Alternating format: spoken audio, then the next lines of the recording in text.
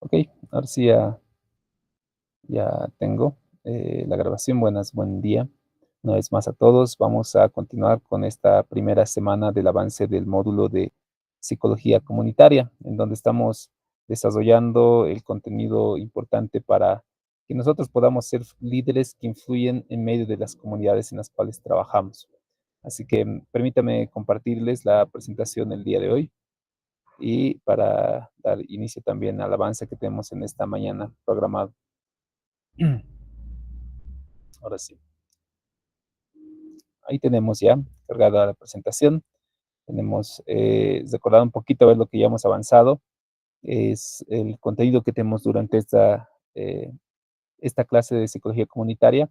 Son los fundamentos, bases de la psicología comunitaria. Vamos a aprender algunas herramientas de diagnóstico en comunidades y proyectos de intervención también para elaboración.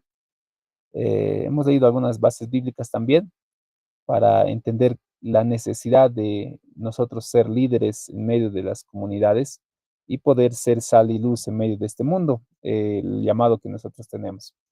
Durante esta primera unidad estamos tratando de desarrollar el contenido teórico, las bases teóricas de lo que es la psicología en comunidades, el comportamiento de comunidades.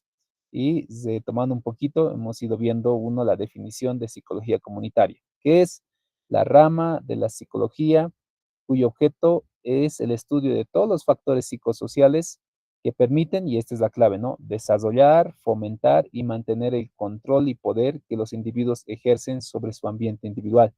Ahora, cuando hablamos aquí del poder, estamos hablando de no solo un poder político, no solo un poder económico. El poder, como les decía, es algo bien subjetivo. En diferentes circunstancias, por ejemplo, en una vecindad, en un barrio donde tal vez no hay alumbrado público, no hay electricidad, el poder involucrar quien tenga la capacidad, que tenga la voluntad de poder hacer las gestiones necesarias para adquirir alumbrado público, electricidad para toda la zona. Entonces puede ser un poder político, puede ser tal vez una representación en gestiones de municipio, en gestiones de gobernación, puede ser, quién sabe, para nuestro contexto, el poder de lo que involucra la organización de la congregación. Entonces el poder es algo muy subjetivo e involucra, ¿no? Fomentar, mantener y controlar el poder que los individuos pueden ejercer sobre su ambiente individual y también sobre su ambiente social. Es lo que trata de investigar la psicología comunitaria. Para ello, una vez adquiriendo el poder, una vez ya teniendo el control del poder, ellos tratan de que logren cambios en su ambiente. Ese es el sentido del poder hacer proyectos, el poder hacer campañas de intervención. Hemos visto también el objetivo de la psicología comunitaria es lograr la autogestión. En la última clase había la pregunta, ¿no? ¿Es posible de que una vez que ya se inicie el proyecto, los mismos miembros de la comunidad, los mismos miembros de la congregación puedan seguir el proyecto? En teoría, ese es el ideal de la psicología comunitaria, de que los hermanos, de que los vecinos, de que los que pertenecen a la zona, al barrio, ellos por su propia cuenta puedan autogestionar. ¿Qué significa eso? Que ellos mismos puedan administrar el proyecto, que puedan seguir llevando el proyecto a donde se tenga que llevar. Les decía, aquí funciona, por ejemplo, el grupo de discipulado, el grupo que tenemos, quién sabe, de hacer evangelismos, visitas a las cárceles, a los hospitales. Qué lindo es, ¿no? Cuando ya la congregación llega a un cierto grado de madurez y ya el ministerio se ha consolidado, ¿no? Solitos ya se empiezan a administrar, solitos se organizan para ir de visitas o para hacer campañas. Y eso es, creo, una satisfacción para el pastor que pueda alcanzar de que sus miembros puedan autogestionarse y que produzcan y controlen esos cambios en medio de la congregación. Esa es una organización viva, una organización como un cuerpo que tiene cada uno su función y que funciona a la par, ¿no? Nuestro cuerpo, por ejemplo, tomando un poquito la metáfora del apóstol Pablo, nuestros ojos, nuestra voz, nuestra respiración actúan de forma autómata, ¿no? Se autogestionan por sí solos. Evidentemente, es todo un complejo, ¿verdad? Desde el cerebro que va a empezar a gestionar todo lo necesario, todos esos elementos, pero ese sentido también se tiene que llegar a alcanzar en una comunidad, que los individuos autogestionen sus cambios, produzcan y controlen esos cambios. Habíamos mencionado un poquito cuál es el rol del psicólogo comunitario. El rol específico del psicólogo comunitario del líder en comunidades es que pueda ser el agente de cambio. El psicólogo comunitario, el líder comunitario, tiene que ver la diversidad que tiene en su congregación, tiene que ver la diversidad que tiene en medio de su vecindad, de su barrio, de su organización social. Él tiene que notar esa diversidad. Cuando el líder comunitario simplemente se enfoca en cierto grupo, quién sabe, solo los varones, o los jóvenes, o los niños, o solamente los que son de su apoyo, de su partido, obviamente va a tener en algún momento dificultades. Sin embargo, si el líder comunitario entiende que hay toda esta diversidad, ¿no? Como hemos visto ahí en nuestro dibujito, toda esta diversidad de individuos que están ahí con sus propias necesidades, ¿no? Hay varones, mujeres, adultos, ancianos, profesionales, jóvenes que están tal vez ahí con la intención de poder aprender y quienes ya tienen una profesión, todos ellos requieren una necesidad. Y el líder comunitario tiene que ver los problemas como agente de cambio, tiene que tratar de resolver esos problemas. Cuando nosotros empezamos a pastorear una congregación, inmediatamente como líderes, una de las funciones iniciales que tenemos es ver qué se puede mejorar, qué podemos cambiar. Como agentes de cambio, de qué manera nosotros podemos influir al respecto. Ese es el rol de psicólogo comunitario. Hasta ahí más o menos estábamos llegando.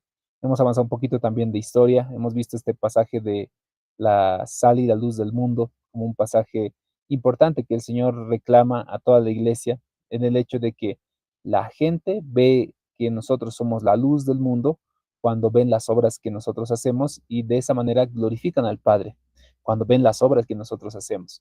Ahí la reflexión, ¿no? ¿Qué obras estamos haciendo en medio de nuestra congregación? Hay algo que tal vez nos destaca como líderes, hay algo que nos destaca tal vez como movimiento, como congregación, como ministerio en medio de esta sociedad. No solo es la predicación de la palabra, o sea, la predicación de la palabra es la esencial, es lo esencial del ministerio de la iglesia. Pero la predicación de la palabra, si nosotros vemos en los evangelios, Jesús siempre lo acompañaba, ¿no? Con milagros, con sanidades, con poder ayudar a la gente de alguna manera fuera de lo que es el asunto del pecado, la confrontación con el pecado, pero trataba de ayudar a hacer un cambio social. Esa esencia no se había perdido tampoco en la iglesia primitiva. En la iglesia primitiva, de la misma manera, dice en Hechos una amplia descripción que ellos compartían todos, unánimes, juntos todas las cosas, se partían a todos conforme a sus necesidades. Además, habían ya desarrollado un ministerio de apoyo social a las viudas y a los huérfanos. Y no solo esa tarea, si había una iglesia que estaba en dificultades, por ejemplo, cuando Jerusalén estaba pasando por dificultades, Pablo empieza a hacer una recolección de ofrendas en diferentes lugares de sus viajes misioneros y les dice, por favor, preparen una ofrenda cada primer día de la semana.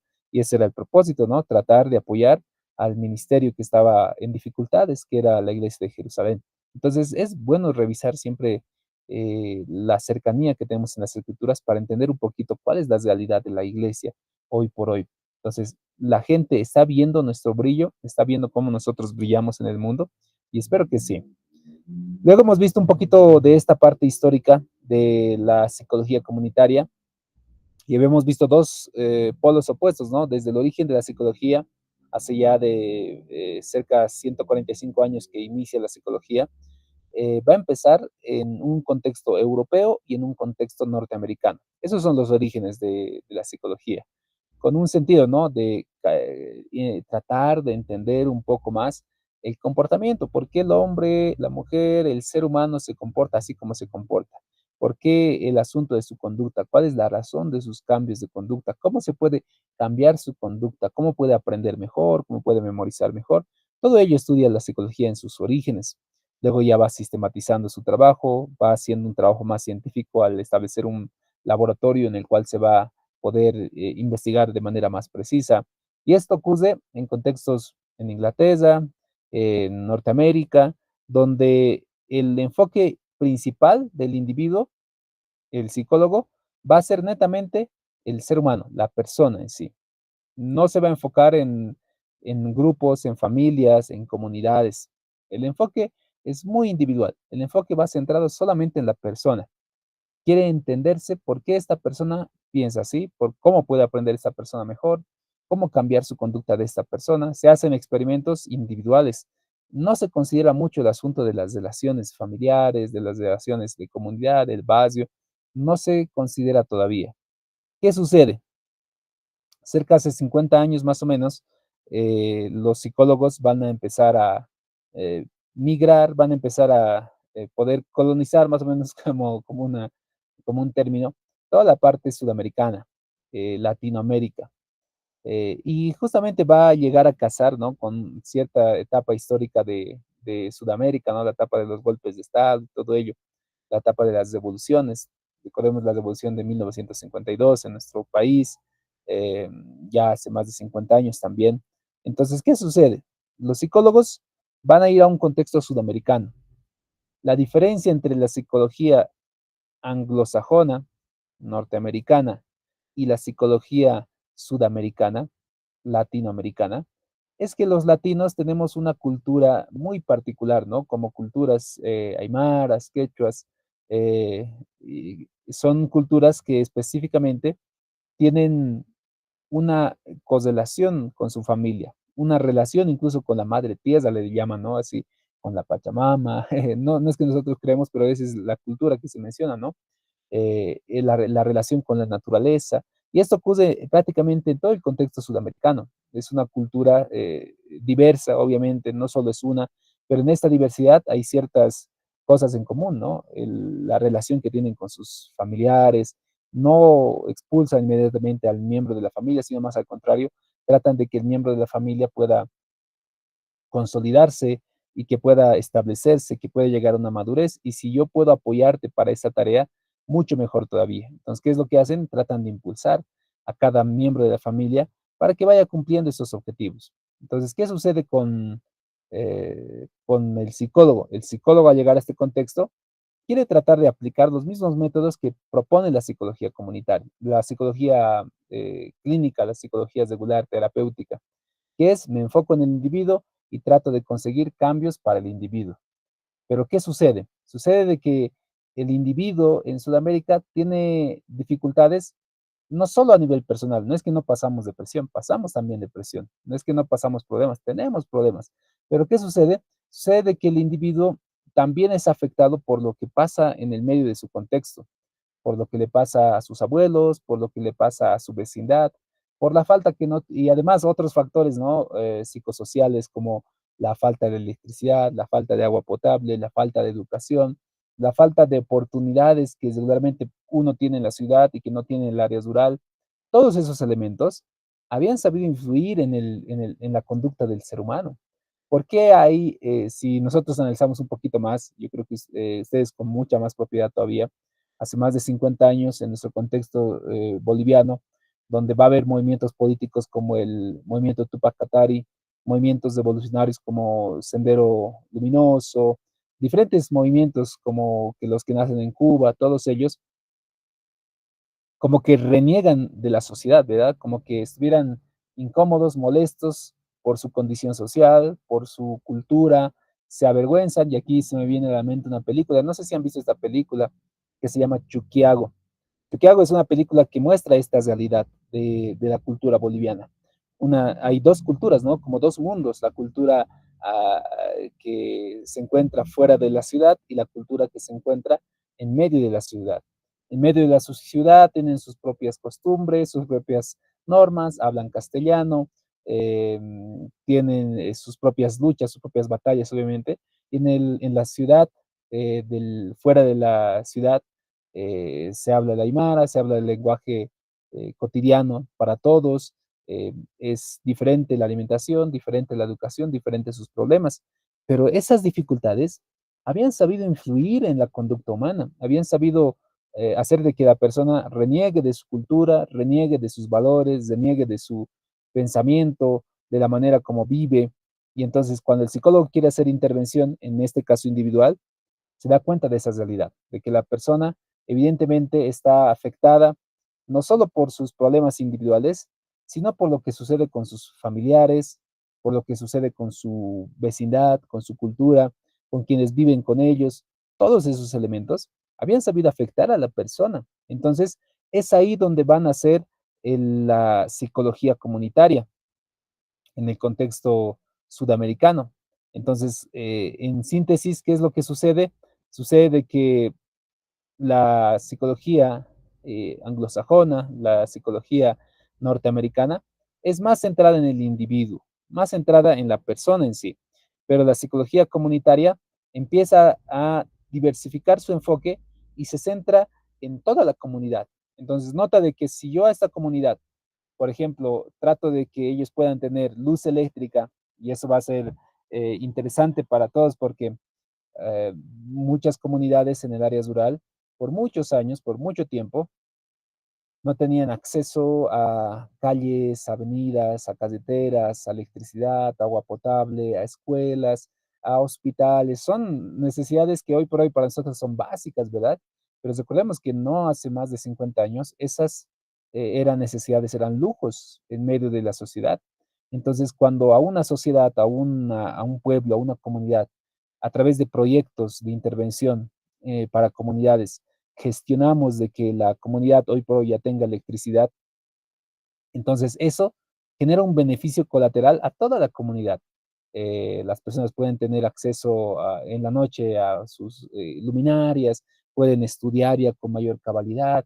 Eso les va a beneficiar en su conducta porque van a empezar a generar nuevos valores, nuevas corrientes, van a empezar a poder adquirir mayores conocimientos. Entonces, si le añado a esto un centro educativo, perfecto para la comunidad, eso mejora al individuo, sus padres que ven que su hijo está recibiendo educación y ahora sabe leer y escribir, mejora su bienestar de la persona. Entonces, toda la comunidad, al parecer, es un ciclo bien interesante que ayuda, pues, cualquier tipo de proyecto beneficia no solo al individuo, sino beneficia a la persona.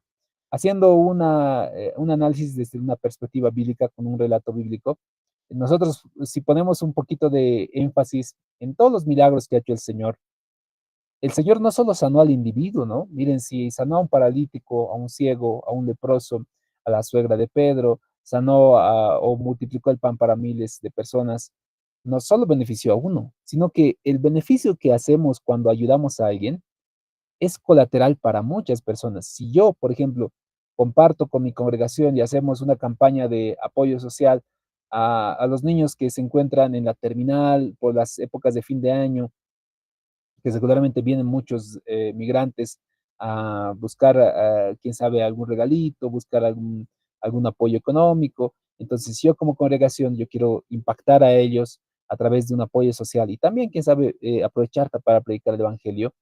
Entonces, hago un bien a ese niño se siente muy feliz con la muñequita o con el autito que recibe, pero también a sus familiares, ¿no? Sus papás, sus tíos, quienes están a cargo, reciben ese beneficio y se sienten muy bien. Y eso llega a influir a la comunidad. En algún instante incluso había leído de que hasta los deportes afectan a las comunidades, afectan. El hecho de que nuestro equipo nacional, el equipo seleccionado nacional, eh, pueda ser, quién sabe, campeón, pueda llegar a tener un sitial de privilegio entre los que han competido, eso había sabido influir incluso hasta la economía. O sea, todos los beneficios que recibe una persona suele tener beneficios colaterales a los demás. Entonces, por ahí también va el asunto de la psicología comunitaria. No solo se centra en el individuo, sino se centra en la comunidad, en el beneficio para cada uno de los que están presentes en medio de la comunidad. Entonces, hasta ahí hemos llegado y hoy vamos a ver un poquito acerca de cómo se ha ido desarrollando la psicología comunitaria y cuáles son sus fases. Estas fases se entienden como el desarrollo histórico preciso de la psicología comunitaria. ¿Cómo se ha ido desarrollando? Inicialmente, la fase inicial de la psicología comunitaria, como decía, llega desde Norteamérica, llega desde Europa y se establece en Sudamérica y se quiere tratar de hacer lo mismo que se hacía con los individuos en Norteamérica y en Europa. Pero ¿qué sucede? Cuando se llega a la realidad, tenemos que adaptarnos. Esta es la capacidad más importante del ser humano, la capacidad de adaptarse, de adaptación. Si yo como ser humano, por ejemplo, he recibido un cambio de trabajo, ahora congrego a otro lugar, ahora tengo que liderar de otra manera, mi capacidad de adaptarme a la situación va a determinar qué también me va a ir. Entonces, el psicólogo ha tenido que adaptarse a la situación en la cual estaba hoy por hoy y su enfoque inicial va a ser práctico teórico, más práctico, ¿no? Es decir, y va a la vez de que empieza a ser empírico, empieza a ver, ya, ¿cómo puedo ayudar entonces a esta comunidad? Veo que el joven en la entrevista me dice que poco le interesa cómo está él porque sus papás quieren que sea agricultor, les contaba, ¿no? Esa anécdota imaginaria, ¿no? Los papás le dicen al muchacho, tú vas a ser agricultor como nosotros porque somos del área en el campo, ¿qué más, para qué vas a querer aprender a escribir, a leer? Si aquí lo que necesitamos es gente que trabaje con las manos duras ante la situación, ¿qué vamos a comer? ¿Acaso los libros te van a dar de comer? Que por lo menos ese era el pensamiento inicial, ¿no? De cuando se ha empezado a alfabetizar dentro de nuestro país. Entonces, joven, quién sabe, vienen estudiosos, incluso ahí la canción de Juan Enrique Jurado, ¿no? Eh, Cuando canta, ¿no? Rojo, amarillo y verde es el tono. Hay una frasecita que dice, mandan a psicólogos entendidos para tratar de entendernos. ¿Por qué no van a entender a su abuela? Dice, ¿no? En la canción es bien jocosa, bien graciosa, ¿no? ¿Por qué no van a entender a su abuela? Que hasta ahora no han entendido lo que nosotros necesitamos. Más o menos es lo que dice el autor. Entonces, ¿qué sucede? El psicólogo trata de apoyar, ¿no? Ese es su propósito, tratar de apoyar al individuo. Pero el muchacho dice, no, yo necesito trabajar y no puedo estudiar. O sea, ¿por qué? Y empieza a hablar, ¿no? Es que nosotros en casa no tenemos electricidad, no tenemos luz, entonces ¿cómo voy a ir a estudiar? Tampoco tenemos libros, no tenemos textos, no tenemos escuelas, tengo que caminar horas, 2 horas para llegar hasta la escuelita que se encuentra cercano en el pueblo. Entonces, por ese sentido, yo tengo que apoyar también a mi papá. Entonces, ¿qué sucede? El psicólogo al paso dice, "Ah, ¿cómo le ayudo entonces? ¿Cómo puedo apoyar a esta comunidad, a estos jóvenes? Entonces empieza la parte empírica. Va a hacer solicitudes seguramente a gobernaciones, a alcaldías, a municipios, a gobernaciones, a ONGs en internacionales, y es ahí donde va a empezar también este boom de las ONGs, que hoy por hoy hay muchas, ¿no? Aldeas infantiles, Provida, hay Compasión Internacional, todas estas ONGs que van a llegar en esa situación. ¿Por qué? Porque tratan de decir, a ver, ¿cómo vamos a ayudar entonces? Vemos que hay necesidades, vemos que hay pobreza, vemos que hay analfabetismo, vemos que hay desnutrición, vemos que hay diferentes necesidades y cómo les ayudamos. ¿Quiénes han empezado todo este proyecto? Trabajadores sociales, psicólogos comunitarios, sociólogos, antropólogos, han empezado a establecer este tipo de proyectos. Entonces, ¿qué ha sido? Empírico. Me han dicho, ya, tenemos que ayudar, vamos a empezar a ayudar. Y en base a la práctica, o por eso dice práctico teórico, en base a la práctica, han empezado a establecer su teoría, han empezado a establecer todo lo que es la teoría hoy por hoy que tiene la psicología comunitaria. Los autores, como hemos visto, ¿no? Maritza Montero, entre ellas, son las que van a ir determinando la parte teórica del movimiento de la psicología comunitaria. Luego viene la fase ontológica, en donde al inicio, esta palabra de ontología, está hablando de todo. Al inicio, el psicólogo comunitario va a querer hacer de todo, ¿no? Va a querer ayudar al individuo, al niño, al adulto, al joven, quiere hacer electricidad también, quiere buscar agua también, quiere buscar apoyo internacional. Entonces, está tratando de hacer de todo, como dice ahí, ¿no? Se estaba definiendo cómo se iba a trabajar, pero al tratar de definirse cómo se va a trabajar, empieza a tratar de ayudar de diferentes maneras. Y obviamente viene ahí, ¿no? Cualquier teoría, cualquier pensamiento que nace en personas que ven una necesidad que no está siendo resuelta. Eh, no está todo escrito ya, frente a la teoría. Recuerden que algún dato les decía, cuando ustedes siempre escuchan teoría es un tipo de pensamiento, es una manera de pensar de una comunidad, de grupo de personas. Sin embargo, una teoría no es pues una verdad absoluta. Entonces, hoy por hoy hay muchas teorías, ¿no? Incluso desde la perspectiva teológica, hay muchas teorías, ¿no? Calvinismo, arminianismo, dispensacionalismo, cada una de estas, los ismos, son sistemas de pensamiento, los ismos. Son sistematizaciones de ideas, de pensamientos que se han realizado. Entonces, después de tener una fase pragmática, práctica teórica, se tiene esta fase ontológica donde el psicólogo comunitario trata de hacer todo lo que se puede en la historia. Luego viene la parte ya epistemológica, que es la parte donde ya entienden un poco qué es lo que tiene que hacer como psicólogo comunitario, como un líder que trabaja en comunidades. Ya se va a tener más claridad, como habíamos leído, ¿no?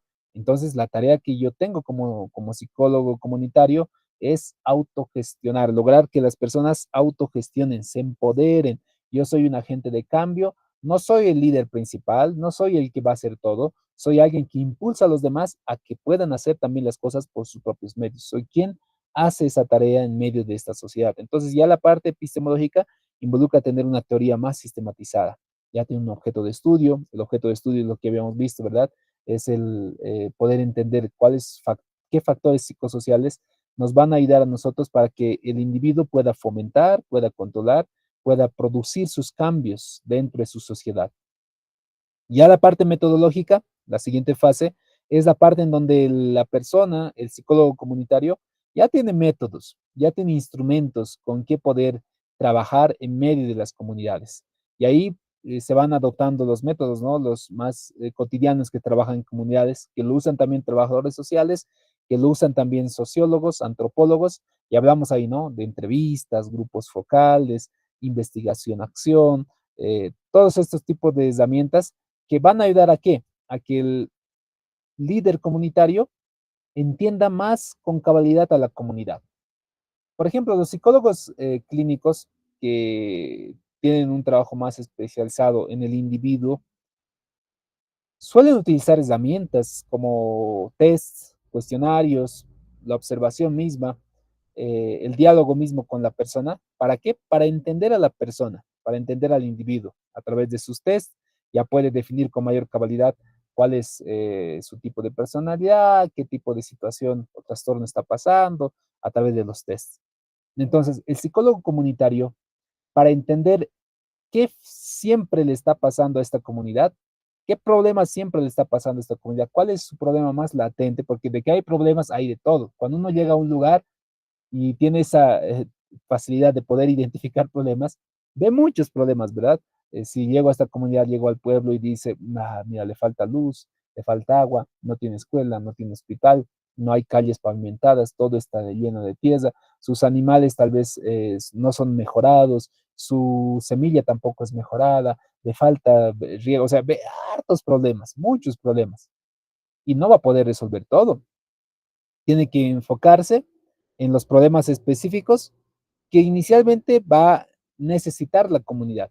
Recuerden que ayer les decía el día viernes, el día jueves, los problemas, los programas de intervención tienen que nacer en la comunidad.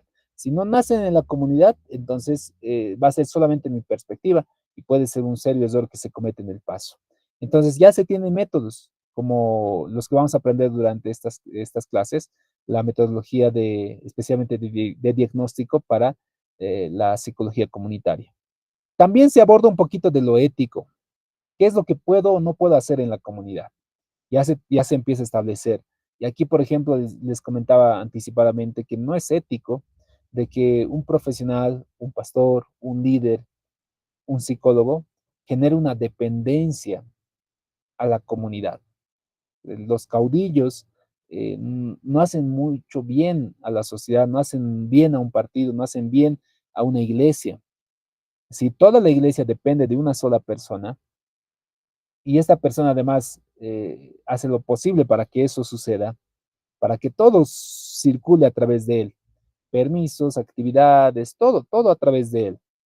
Y todos lo idolatran porque él es el ungido, él es el perfecto, él es el santo, es el que tiene toda la unción, la cobertura. No es ético que eso suceda también con un psicólogo en comunidad. ¿Qué tal si el psicólogo ya es el único que sabe cómo hacer el proyecto? Nadie más sabe cómo se ha hecho el proyecto, nadie sabe más cómo buscar financiamiento del exterior, nadie sabe más cómo tener contactos con las alcaldías, con las gobernaciones, nadie sabe más que él, como él sabe hablar, él nomás sabe. Le queremos preguntar, pero no nos cuenta tampoco toda la verdad, solito se lo guarda para él. Entonces, eso no es ético. Entonces, todo este tipo de pensamientos, que qué es lo que se puede o no hacer en una comunidad, ya se empieza a sistematizar. No puedo hacer investigaciones en una comunidad donde la comunidad no esté al tanto de mi investigación. No es ético. No puedo empezar a yo beneficiarme de la comunidad sin que la comunidad también sepa qué es lo que se está haciendo. Los proyectos, por ejemplo, que se hacen regularmente para recibir, y lo vamos a aprender por si acaso también eso, para recibir financiamiento del extranjero, del exterior, de donadores, de empresas, de embajadas, todo ello. Regularmente en el proyecto también se ponen en algunas circunstancias los honorarios profesionales del proyectista o los honorarios profesionales de los profesionales que se van a contratar, todo ello. Entonces, eso también lo tiene que saber la comunidad, lo tiene que entender ¿por qué siempre? O sea, ¿por qué el psicólogo comunitario, el líder comunitario, está impulsando tanto este proyecto? ¿Cuál será su beneficio finalmente? Eso es lo ético, eso es lo correcto. Entonces, este tipo de elementos se va a debatir en esa fase. Y la última fase, en la cual ya la psicología comunitaria se ha establecido como una rama de la psicología y como algo importante en medio de las comunidades, es la fase política. Cuando ya entiende el líder comunitario de que puede generar y puede además dar voz, voto a su comunidad, que la gente puede empezar a reclamar, que la gente puede empezar a hablar también por su parte, y eso es un logro importante que se puede consolidar en cualquier comunidad. Ahí es donde nacen dirigentes, ahí es donde nacen líderes, ahí es donde nacen incluso predicadores, para nosotros como iglesias, ¿no? Si tratamos de ver un poquito ese paralelo, es genial cuando en una iglesia se impulsa, ¿no? A que salgan nuevos pastores, nuevos predicadores, nuevos evangelistas, que nazcan en nuestra comunidad, que tengan voz, que tengan voto en medio de la congregación. Eso es un ideal, eso es lo que por lo menos se espera para cada congregación. Entonces, es la fase última, la fase política. Entonces, estas 6 fases es más o menos la descripción histórica de cómo se ha establecido la psicología comunitaria hasta establecerse ya como una rama especial, específica de la psicología, que trata de atender a las comunidades para que los individuos puedan autogestionarse. Recuerden esa palabrita, ¿no? ¿Qué es lo que propone la psicología comunitaria? Que los individuos se autogestionen, que por su propia cuenta puedan gestionar sus necesidades, sus proyectos, pueden elaborarlo. Miren esta realidad. ¿Qué tal si nosotros como líderes en la congregación vamos a aprender, ¿no? Por ejemplo, a hacer proyectitos cortitos, breves, y es justamente lo que piden también muchas de las embajadas, instituciones. No piden mucho así, a veces pensamos, no, nos va a pedir un proyecto así grueso, no, o sea, lo que pide es especialmente algo específico, un buen estudio y que esté bien argumentado el proyecto. Entonces, ¿qué tal si en nuestra congregación no solo nosotros sabemos hacer los proyectos, sino los hermanos? Y que ya de por sí, digamos, ellos dicen, miren, en el barrio falta su callecita, falta que la calle pueda ya no ser de piedra, sino a que llegue adoquín o que llegue empedrado a la calle. Y podemos gestionar. ¿Cómo hacemos? Hacemos un proyectito, en el proyectito está justificado todos los costos, presupuestos, montos, tiempos, y este proyectito lo vamos a llevar juntamente a los dirigentes vecinales para presentarlo a su alcaldía o a la alcaldía para que pueda verse esta realidad. Vemos la factibilidad, todo ello, y eso no nació solamente de nosotros, sino de un hermano de la iglesia. Entonces, eso es lo lindo, es lo que por lo menos tratamos de que nosotros puedan alcanzar cada uno de nuestras congregaciones. Entonces, algo importante que va a ser la psicología comunitaria es el proceso de cambio. Ahora, cuando hablamos proceso de cambio, no estamos hablando, por si acaso, de un partido político o que es un eslogan, ¿no? Hoy por hoy es un eslogan, proceso de cambio.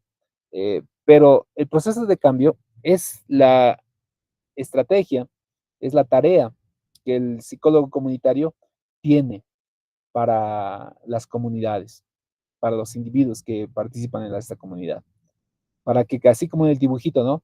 Pasen de un punto en donde están y han tocado fondo, en donde no tienen quién sabe nada, y pasen a un punto en donde ya por lo menos están más productivos, en donde ya están más activos.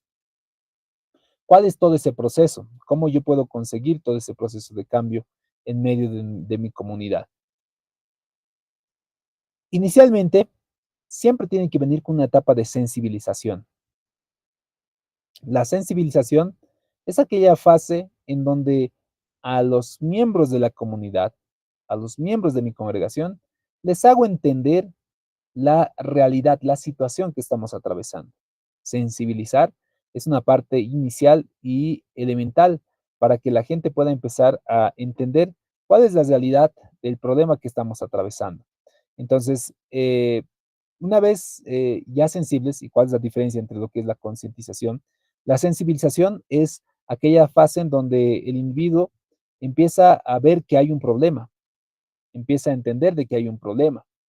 Y la fase de concientización es cuando él ya asimila que hay un problema y es consciente de esa situación.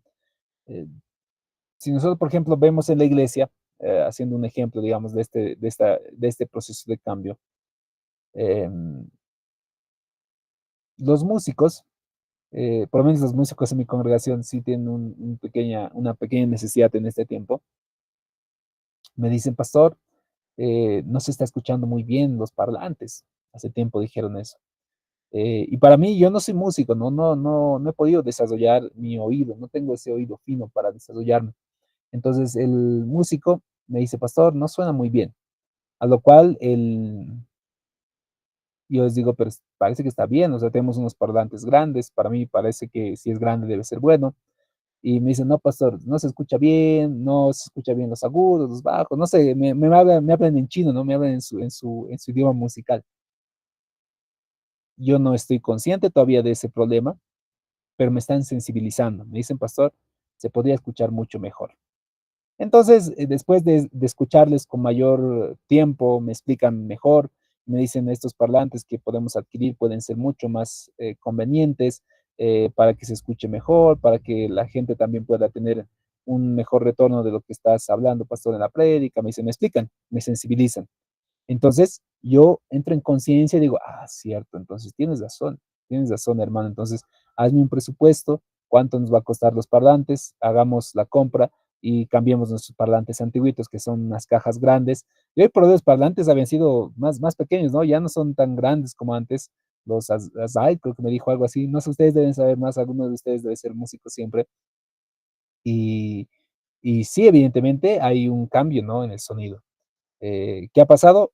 Me han sensibilizado, yo no he notado ese problema, pero ahora me han hecho dar cuenta y luego lo he asimilado y soy consciente de que ese problema se puede mejorar. La siguiente etapa del proceso de cambio es la motivación. Es cuando ya entiendo la realidad, entiendo la situación y cuando me explican, ¿no? Y me dicen a mí, pastor, eh, los hermanos van a poder escuchar mejor, tú mismo te vas a poder escuchar mejor, vamos a tener menos interferencias, ya se va a escuchar más limpio, más nítido, incluso eso nos va a ayudar para nuestras grabaciones, va a estar mucho mejor, me dice. Entonces yo me siento más motivado y digo, ah, me está dando propósitos, me está dando un sentido de cómo puedo mejorar y que cómo puede mejorar toda la congregación. Y entonces nos vamos a la acción. ¿Cuánto va a costar? Este es el presupuesto, me lo presenta, me dice, esto es lo que va a costar, esto es lo que, el tiempo que nos va a instalar, esto también vamos a necesitar todas estas estructuras para que se pueda poner muy bonito dentro de la congregación, el teclado, los cables, todo eso me da la cotización. Entonces ponemos en marcha, empezamos a ejecutar y ya está. Y se ha gestionado un cambio importante, por lo menos en el ámbito del sonido. Esto lo mismo ocurre en comunidades. Muchas comunidades, por ejemplo, no son conscientes. Les daba el ejemplo, ¿no? Hace 50, 60 años, cuando los padres de familia pensaban, ¿no? No con un mal sentido, pero muchos creían hace 80 años más o menos, ¿verdad? Que los libros, que las letras, ¿de qué les va a servir? ¿Acaso vas a poder comer con eso? Tienes que trabajar la tierra, tienes que aprender a sembrar, tienes que aprender a trabajar duro, si no, no vas a poder comer. Y esa es la realidad, ¿verdad? Hace varios años.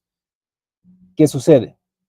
Grupos, ONGs, sensibilizan a los padres, ¿no? Les hacen entender de que si sus hijos aprenden a leer, a escribir, van a poder entrar a la escuela, van a poder ir a las universidades, van a poder acceder a los estudios, van a poder dejar de trabajar la tierra, pero ganarse por su propia forma, quién sabe, como técnicos, como constructores, como mecánicos, como arquitectos, como ingenieros, como cualquier profesional lo pueden hacer. Entonces, ¿qué ha pasado? Les han sensibilizado y les han dicho, sus hijos pueden tener esperanza. Además, sus hijos son bien inteligentes, les muestran ahí sus tareas, todo ello, cómo han aprendido. Entonces, los padres se asimilan, entran en conciencia, se sienten motivados porque dicen, nosotros como ONG les vamos a apoyar con materiales escolares, con uniformes, además vamos a poner escuelitas.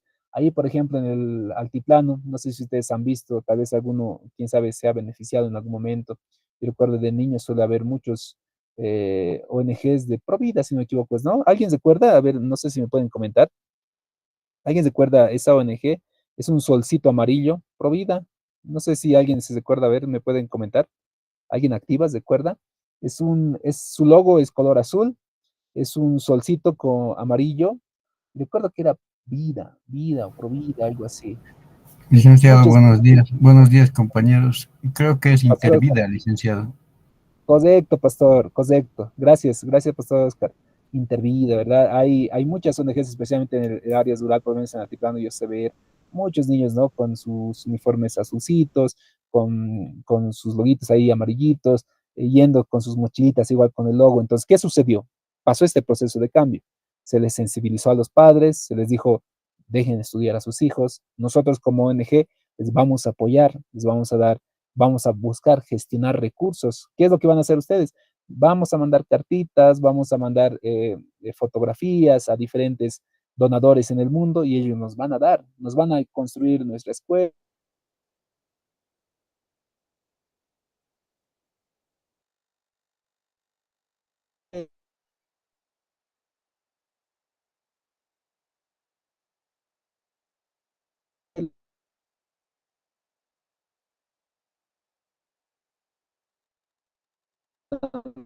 van a construir nuestra sede social.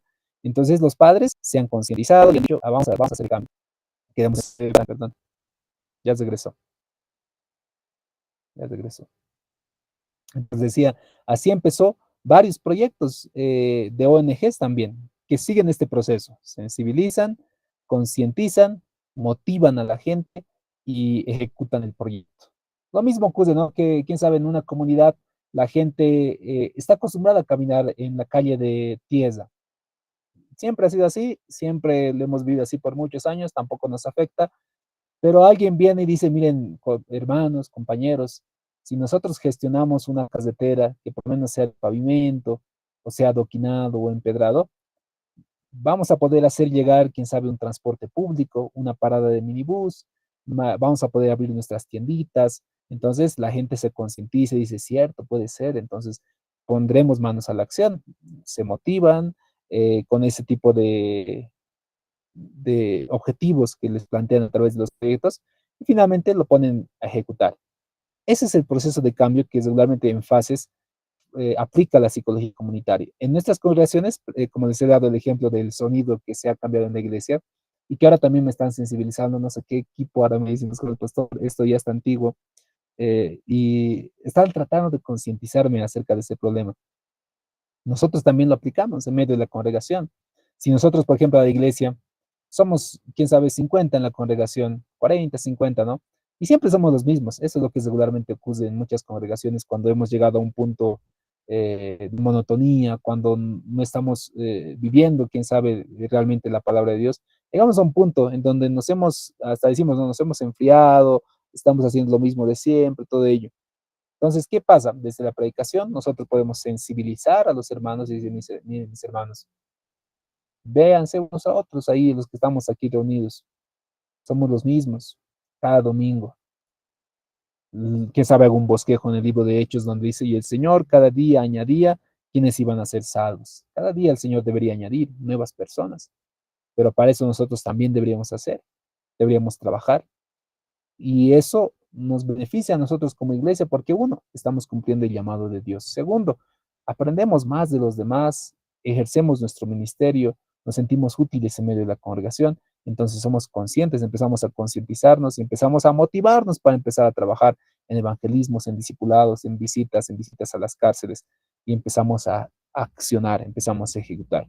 Ese es el proceso de cambio, ese es el sentido de que nosotros vamos a empezar a trabajar de acuerdo a nuestros proyectos que vayamos a ejecutar. Luego de ello, vamos a ver un poquito acerca de la teoría del comportamiento y conducta social.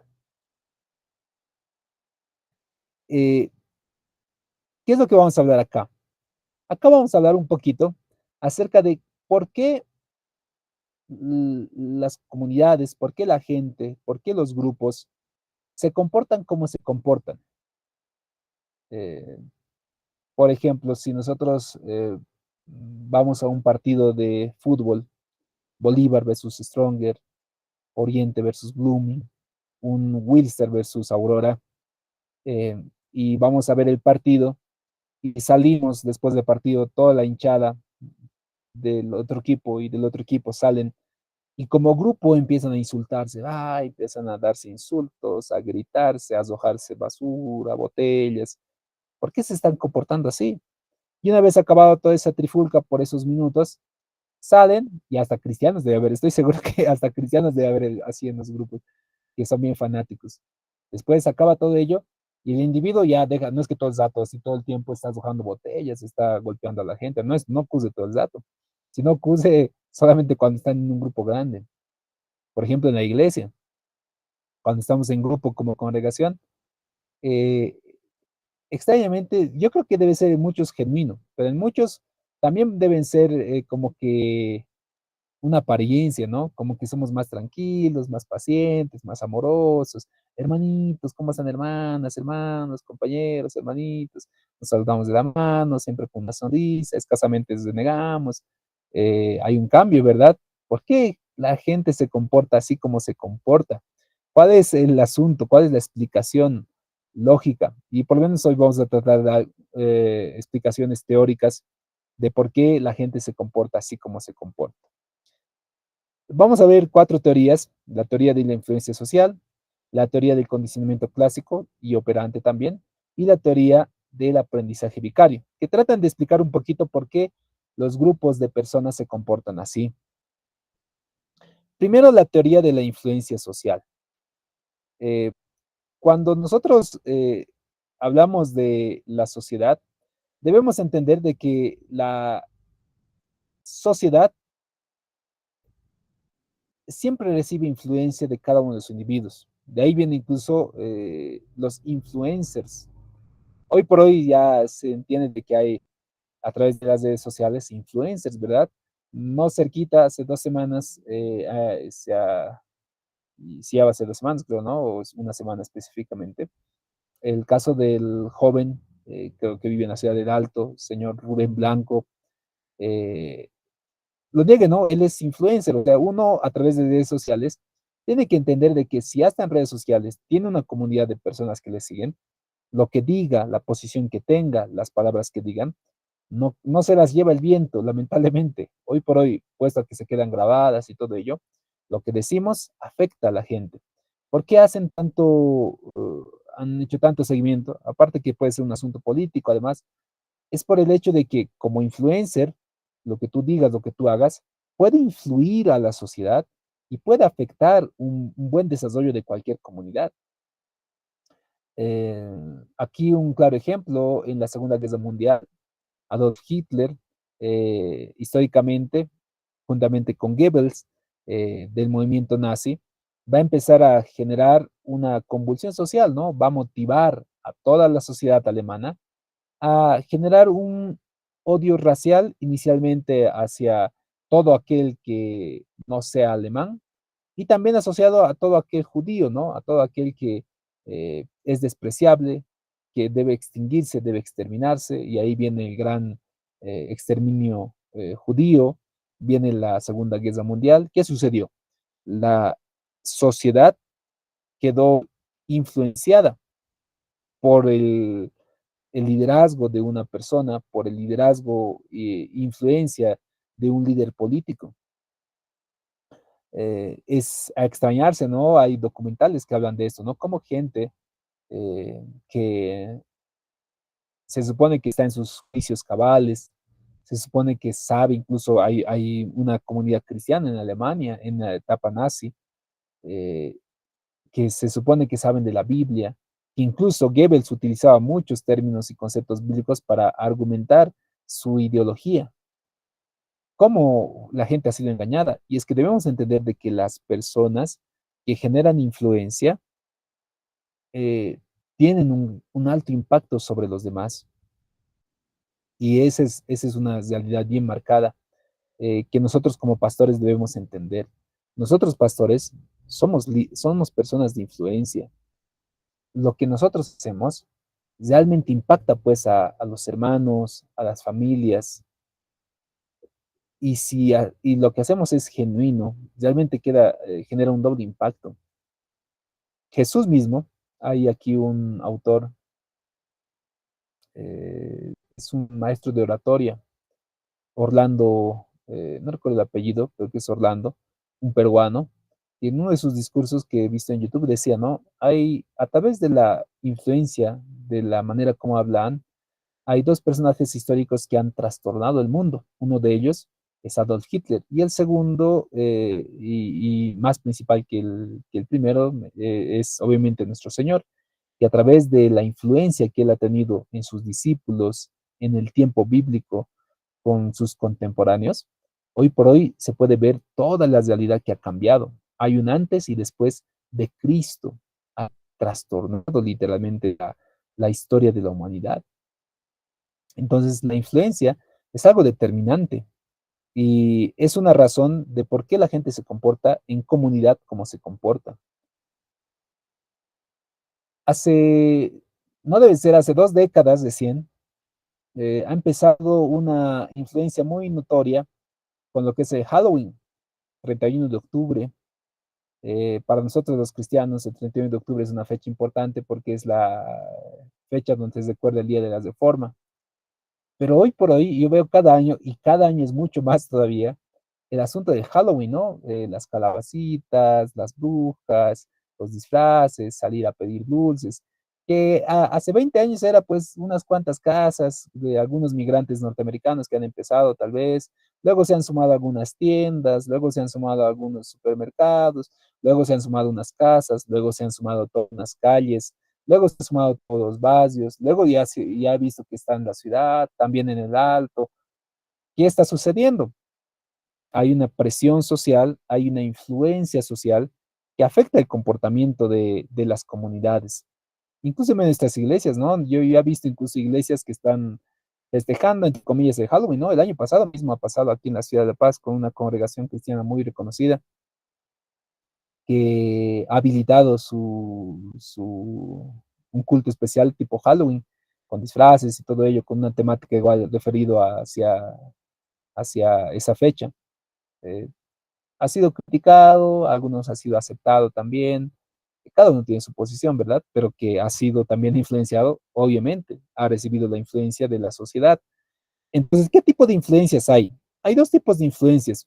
Una influencia se llama la influencia informativa. Influencia informativa. La influencia informativa sucede cuando nosotros recibimos una información al respecto. Eh, Por ejemplo, si a nosotros nos informan y nos dicen, tomando la fecha de Halloween, ¿no? Nos dicen de que los medios de comunicación salen, por eso la información es tan importante, por eso los partidos políticos tratan de controlar uno de los elementos importantes que es el asunto de la comunicación, la información, porque lo que se informa es lo que va a afectar a las comunidades, va a afectar en su toma de decisiones. Entonces, si como sociedad a través de los medios de comunicación se informa de que tal candidato está en primer lugar, según todas las encuestas, entonces la gente a través de esta influencia social informativa dice, entonces yo pensaba votar por el otro, pero si este ya está ganando, entonces en vano voy a votar mi voto, votaré nomás por él. Esa influencia informativa genera pues un cambio en medio de la sociedad. Entonces la información que nosotros transmitimos genera también ese cambio. Hoy por hoy también lo vemos a través de los dólares. Si bien el gobierno tiene una posición, dice, no, el dólar sigue en 6,96 de manera oficial, pero a través de redes sociales, a través de TikTok, a través de hasta los mismos canales de comunicación, dicen, el dólar está llegando a 15, 16 está llegando. Y hace 2 días, 3 días, dice, el dólar está bajando hasta 10, incluso 8 está bajando. Esa información genera cambios de la gente. Uy, la gente que se ha ahorrado en dólares y ha dicho, uy, no he comprado ahora, ¿qué hago? Voy a perder, si sigue bajando mi dinero, lo voy a perder, empezar a vender, y empieza a vender sus dólares. Eh, Algunos analistas dicen de que probablemente esto sea una especulación, obviamente, desde los mismos cambistas para volver a comprar más dólares baratos y luego volverlo a subir. Entonces, es una especulación terrible, ¿no? Pero ¿qué es lo que provoca eso? La información. El estar informados de esa manera afecta. Por eso yo os recomiendo inclusive, sepan, queridos pastores, de dónde se informan, cuáles son las fuentes de su información. Nuestra primera fuente de información, ¿cuál debería ser? Las escrituras, evidentemente, la palabra de Dios es nuestra primera fuente de información. Los medios de comunicación, muchos de ellos tienen siempre un tinte político, por izquierda, por derecha, por centro, por arriba, por abajo, siempre tienen un tipo de influencia. Los comunicadores sociales informan, pero desde un lente a veces político, desde un lente económico, con intereses propios. Yo por lo pronto, por lo menos, ya 12 años, yo he decidido voluntariamente desligarme de toda información, eh, noticiaria, todo ello. Yo no tengo televisión en casa. No es que no haya dinero, ¿no? Para comprar, pero hemos decidido con mi esposa no tener televisión, porque la información que consumimos nos afecta, nos daña, nos preocupa, nos enferma. Entonces, ¿cómo nos informamos? Hay que tener fuentes verídicas de información, o fuentes neutrales, por lo menos, de información, o fuentes de diversos enfoques para poder hacer la comparación. Entonces, tanto en TikTok, en Instagram, en Twitter o en X, hay canales específicos de información, entonces uno puede informarse desde esa perspectiva. Hay periódicos digitales, entonces sepamos cuidar nuestra influencia informativa. ¿Qué es lo que nos informa? Lo mismo ocurre en el contexto cristiano, ¿no? ¿Qué es lo que nos informa como iglesia cristiana? ¿Qué información nosotros recibimos de la palabra de Dios, de los tiempos? Ha habido un tiempo en donde algunas iglesias, por ejemplo, mencionaban de que el año 2000 se va a acabar el mundo y ese es el fin de los tiempos porque es el dígito 000. Han dado información falsa sobre la venida del Señor.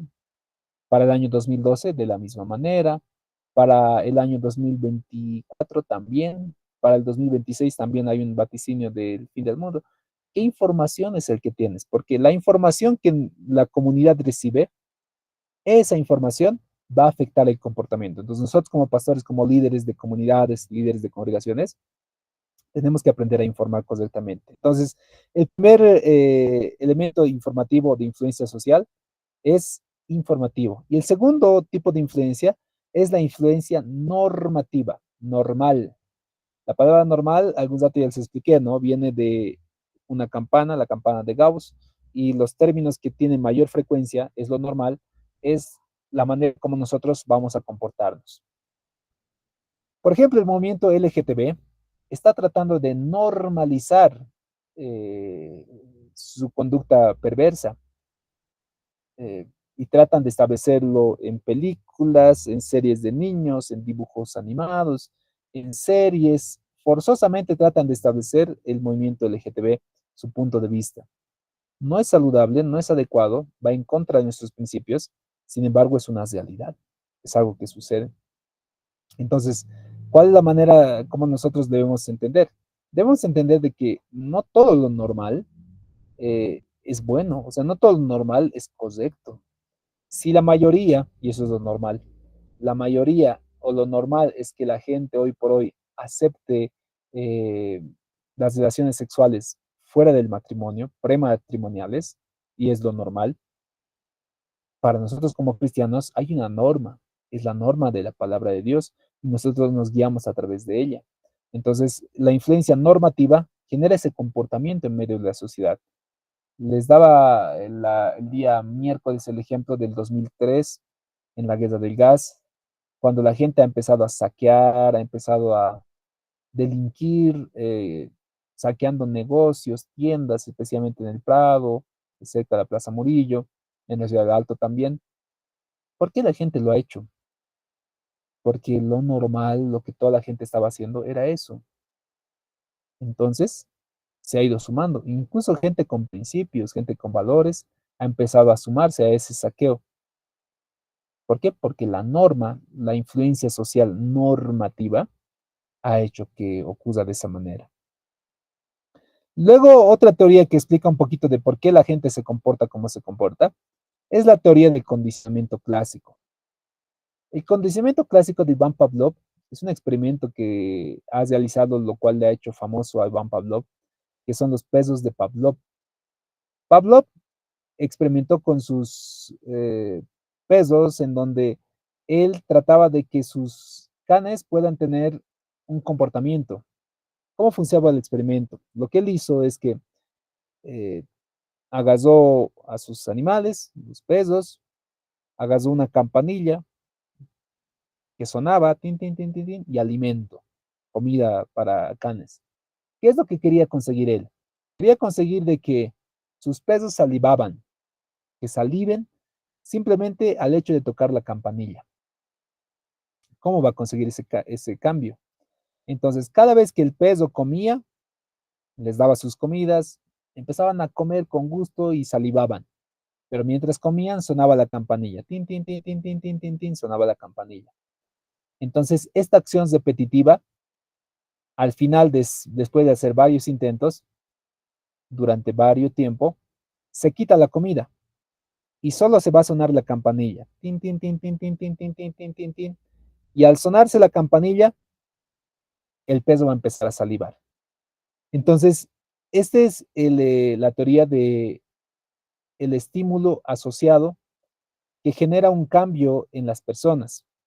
¿Se han dado cuenta que cuando los mineros o quién sabe, la Federación de Campesinos o cualquier asunto que salga en noticias y dice, no, desde tal día tomen provisiones, compañeros, porque vamos a declarar eh, paro indefinido del bloqueo de las 1000 esquinas, no va a haber alimentos. Uy, no. Lo primero que sucede es fila donde las gasolinerías, vamos a comprar todos los elementos.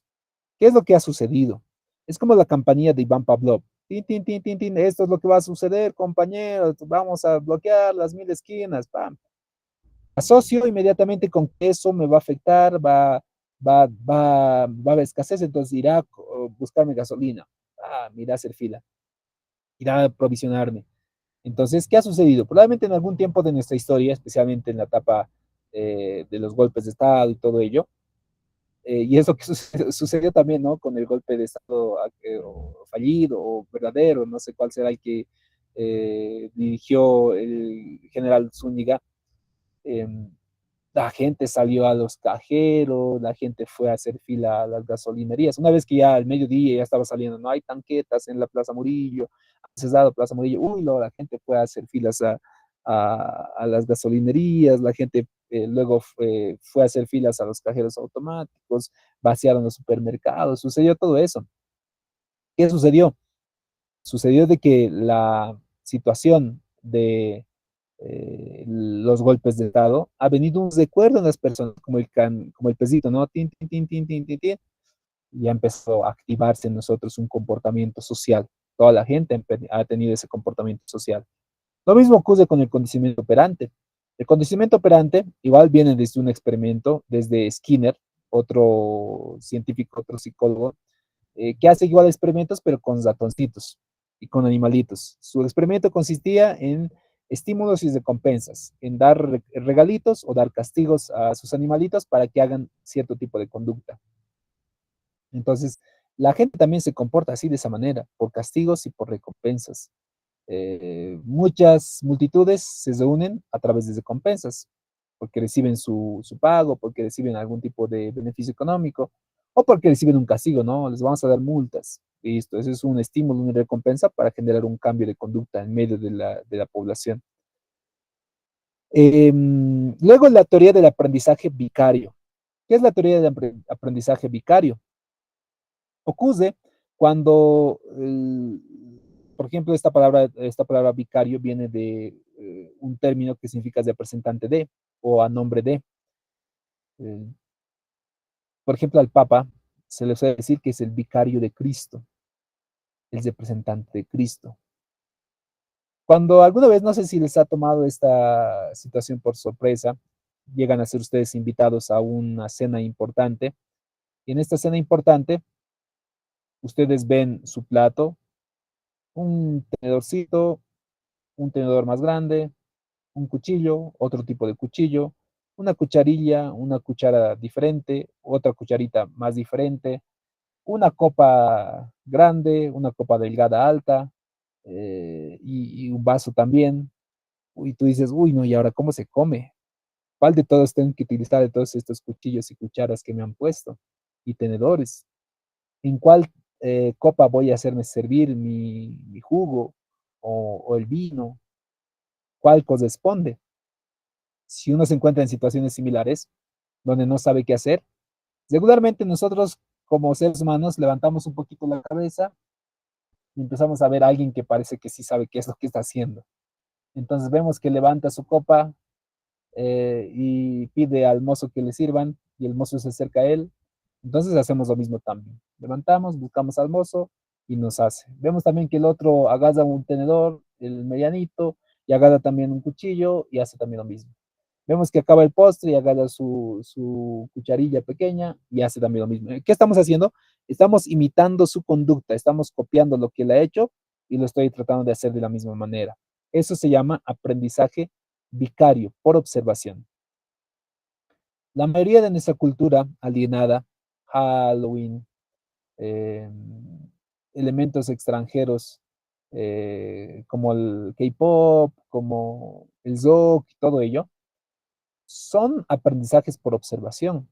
Y ahora más que el mundo es globalizado, nuestro aprendizaje es mucho más amplio de nuevas culturas, de nuevas costumbres, de nuevos valores.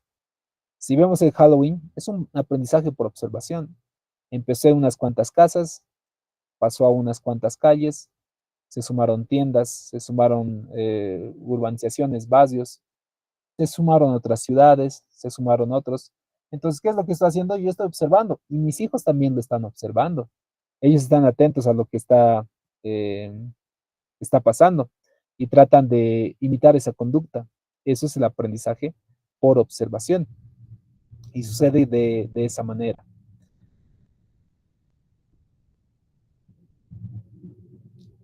Ok, hasta ahí. Pastores, ¿tienen alguna pregunta, tal vez algún comentario, alguna duda hasta ahí al respecto? Ahí les escucho.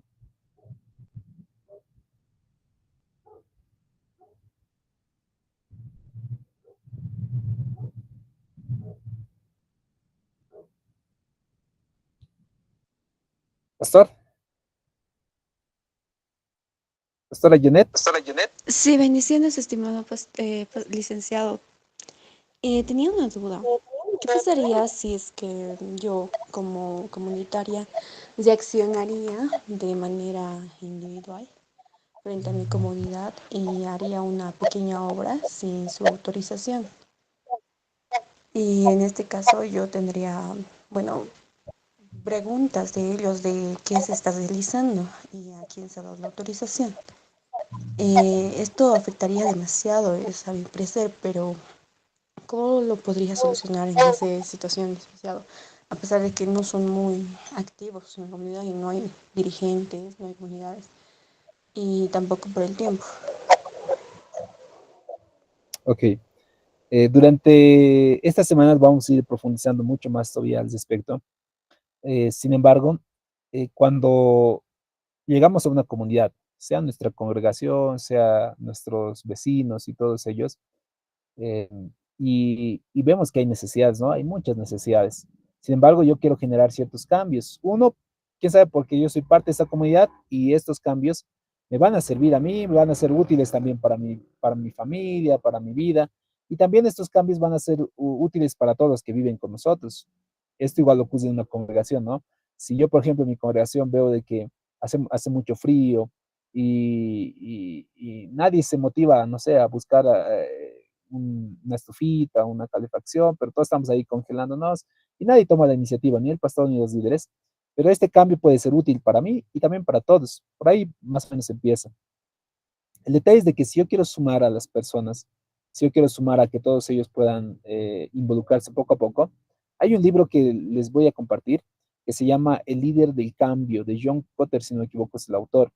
El líder del cambio nos da 8 pasos para empezar a producir cambios donde hay una resistencia al cambio inicialmente. Y entre los primeros pasos que menciona el líder de cambio es inicialmente sumar personas, sumar personas que estén interesadas en este cambio que tú tienes. No van a ser todos, pero vas a poder tener algún equipo inicial con los cuales vas a empezar a generar ese cambio.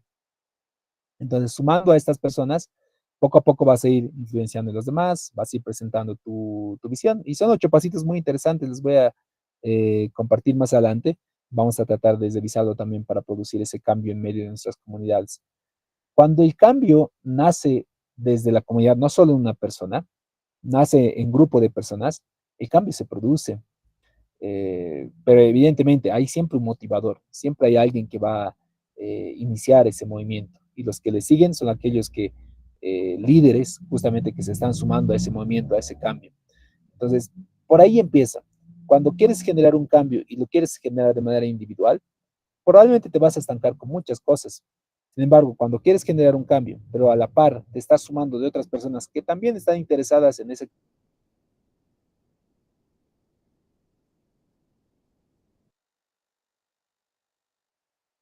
cambio, vas a generar también un cambio importante en medio de tu comunidad. No sé si hay alguna pregunta más. Recuerden que la película de Romero ya se encuentra en el sistema para que ustedes lo puedan ver también, que es una parte importante para elaborar el workbook de la materia, por lo menos la actividad 1, que es el crucigrama de la película. Hay otras películas igual que les recomiendo al tema. Pastor David. Buenos días, licenciado. Respecto a eso, quería hacer una consulta. En la pregunta número 4, en horizontal, indica de que ha muerto su amigo de Romero de alguna enfermedad, pero no encuentro esa enfermedad. No solamente él es asesinado, pero no encuentro, ya me he roto la cabeza en varias oportunidades y no encuentro eso. ¿Cómo podría hacerlo eso? ¿Has visto la película completa, Pastor? Sí, he visto, lo he vuelto a ver, pero no encuentro de qué se ha enfermado su amigo de Romero. Es la pregunta 4 en horizontal. Tiene 6 palabras, o 6 letras, perdón. Está bien, Pastor. A ver, no te voy a dar todavía el spoiler, pero todavía tenemos un tiempo más para verlo. Sin embargo, si al final siempre no vas a poder, cerca del último día, y varios me dicen, Pastor, no siempre no han podido, vamos a ir compartiendo también esa respuesta. Pero sí hay una respuesta, Pastor. Amén, amén. Muchas gracias, licenciado. Está bien, Pastor. Les iba diciendo, hay otras películas que les pueden interesar mucho para hablar acerca de cómo es el comportamiento social. Una de ellas es La Ola. Es una película igual que habla acerca de, no habla precisamente de la Segunda Guerra Mundial, pero sí habla acerca de cómo en medio de la Segunda Guerra Mundial la gente se ha sumado y cómo la influencia social puede afectar nuestro comportamiento. La Ola es un grupo de estudiantes guiados por un profesor que van a generar un movimiento en la escuela y este movimiento justamente se llama La Ola y que tratan de explicar un poquito de cómo en el movimiento nazi han empezado a generar ciertos cambios, ciertas conductas y explica muy interesante. Les recomiendo esa película, La Ola, para que lo puedan ver también y poder aprender un poquito de el comportamiento social. No sé si hay algún comentario, alguna pregunta más, queridos pastores.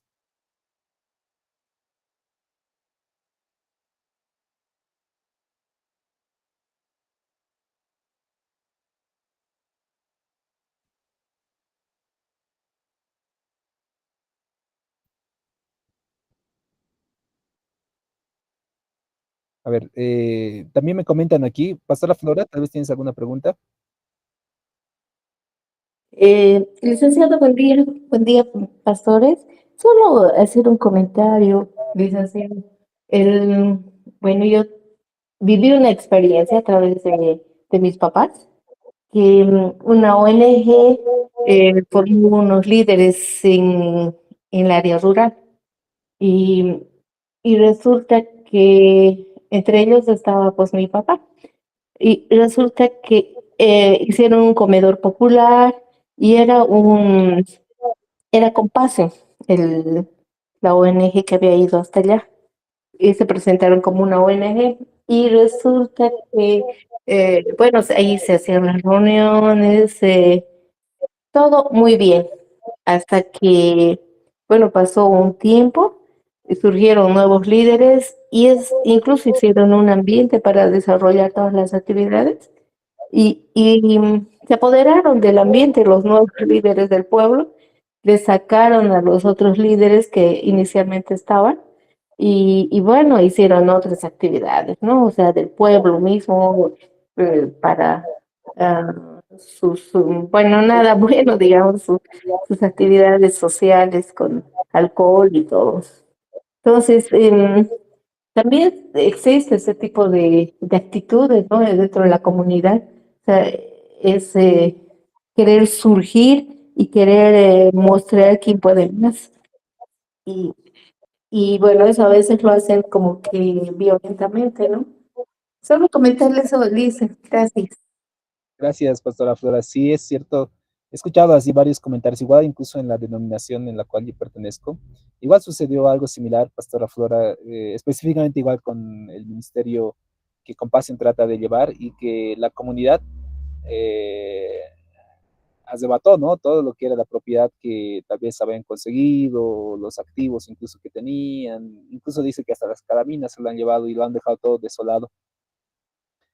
Sucede esto por varios factores, ¿no? En muchas ocasiones la preparación que tenemos incluso nosotros como líderes cristianos, en algún momento histórico ha sido deficiente, ¿no? Muchos de nuestros pastores con lo que han tenido, han podido y han tratado de hacer de la mejor manera que han podido en sus posibilidades. Sin embargo, a veces la falta de preparación hace que ocurran ese tipo de situaciones, ¿no? Un respaldo legal, autoridad firme y visionaria a lo que es realmente van a hacer. Además de ello, inclusive sucedía de que de manera obligatoria, inclusive se los motivaba a que puedan participar y cuando hacemos ese tipo de acciones, por ejemplo, apelando un poquito a la teoría que hemos avanzado el día de hoy, que es el condicionamiento operante, que es estímulo, castigo o recompensa, eh, sucede de esta manera. Por ejemplo, cuando a un ratoncito yo le quiero que lleve, y eso lo he hecho en la universidad, quiero que vaya por un laberinto, yo al ratoncito le doy recompensas por todo el camino, el ratoncito asimila y recuerda el camino, y al final deja una recompensa final en su destino, el ratoncito va a ir y va a buscar la recompensa final de su destino. Y ese camino para su aprendizaje le toma mucho tiempo al ratoncito aprenderlo. Pero cuando al ratoncito yo lo hago con castigos, con palito, pam, pam, pam, le empujo, le empujo, le empujo, va a llegar rápido. Y otra vez con palito, pam, le empujo, va a llegar rápido. Y aprende rápido con castigo los ratoncitos. Pero con recompensas, aprende, pero le cuesta más tiempo, pero le queda permanente, le queda por mucho más tiempo el camino. Y al ratoncito que con castigo se le enseña, aprende rápido, pero una vez que se le quita el castigo, se olvida rápido también. Entonces, explicando desde la teoría del condicionamiento operante, cuando, por ejemplo, nosotros a los hermanos, y esto sucedió en Compasión mucho tiempo, ¿no? Se les obligaba a, ay no, mi batería, se les obligaba a participar, sucedía de que era como un castigo, ¿no? Y cuando se les quitó el castigo o han podido darse cuenta que ya no podían ser castigados, empezaron a comportarse de esta manera. Entonces, tratemos de siempre ser muy específicos y enfáticos en cómo nosotros podemos tratar de ayudar y apoyar. Eso, queridos pastores, tengo la lista ya, se graba de manera automática. eh, Voy a activarles el parcial que les corresponde desde este instante para que lo puedan ir ya elaborando. Recuerden que tienen que ver también la película de Romero. Por esta ocasión quisiera pedirles licencia de manera especial, queridos pastores. Yo tengo también una reunión de la denominación, es una reunión de pastores y tengo que participar también, si no me van a evaluar de manera negativa. Entonces, hasta este momento nosotros vamos a poder pasar clases. Sin embargo, ya por favor pueden ir elaborando su examen parcial, que va a estar habilitado por si acaso. Algunos me han pedido también esa licencia, que puede estar habilitada hasta medianoche. Hasta las 11:55 de este día va a estar habilitado el parcial. Pueden ir repasando mientras tanto los apuntes. Sin embargo, es igual ya bien intuitivo y yo sé que lo van a hacer muy bien. Y pueden aprovechar también para ver la película de Romero, que es el reforzamiento también para hacer el workbook.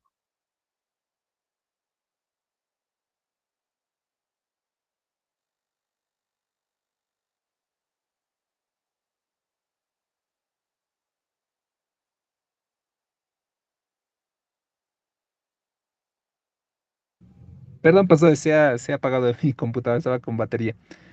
Como les iba diciendo, pastores, entonces pueden aprovechar este tiempo para ir viendo la película y también ir resolviendo el examen parcial. No sé si tienen alguna pregunta más, pastores.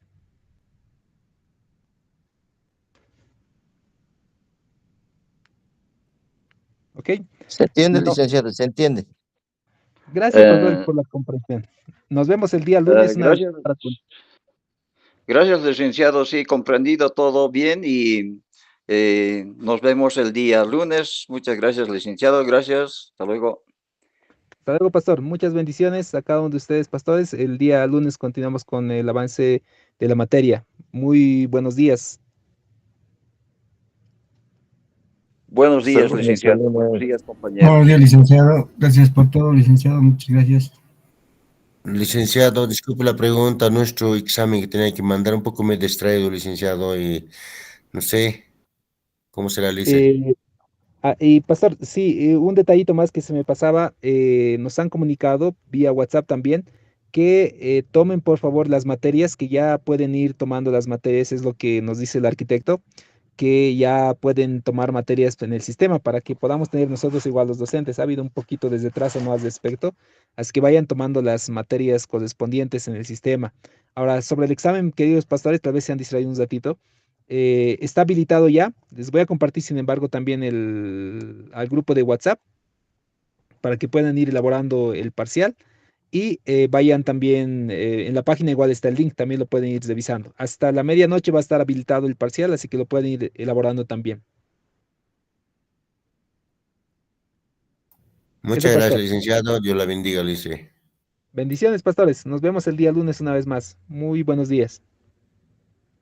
Buenos días, licenciado, que Dios la bendiga a todos los compañeros, éxito y suerte en nuestros exámenes. Amén. Les va a ir muy bien, pastores. Les aseguro que va a ir muy bien. Bendiciones, pastores. Chao, chao.